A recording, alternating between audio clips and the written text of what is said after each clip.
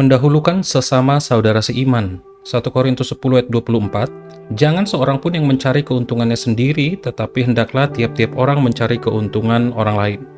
Sebagai orang percaya, kita tidak bisa lagi menjalani hidup hanya dengan memikirkan diri sendiri.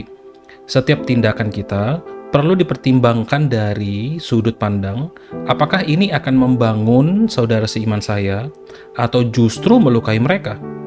Di dunia kita diajarkan untuk mengutamakan diri sendiri, mengejar kebutuhan dan keinginan pribadi terlebih dahulu.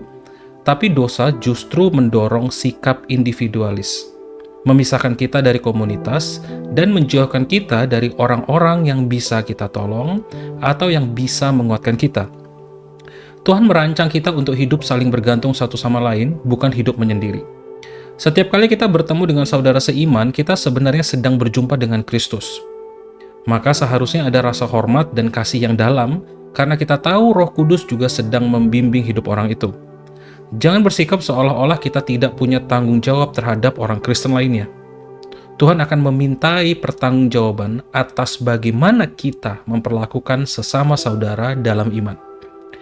Jangan sampai kita terlalu menikmati kemerdekaan dalam Kristus, sampai-sampai mengabaikan tanggung jawab untuk mengasihi sesama saudara seiman.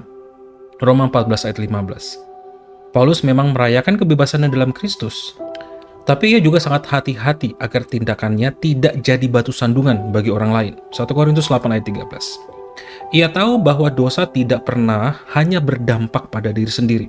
Dosa itu bisa melukai banyak orang. 1 Korintus 5 ayat 6. Karena itu kita punya tanggung jawab untuk hidup sedemikian rupa agar tidak jadi beban bagi saudara seiman.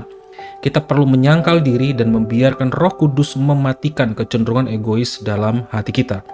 Selama kita hanya sibuk memikirkan diri sendiri dan tidak peka terhadap kebutuhan saudara seiman, itu mintalah Tuhan membebaskan kita dari keegoisan itu, supaya hidup kita jadi saluran berkat bagi sesama orang percaya. Tuhan Yesus memberkati.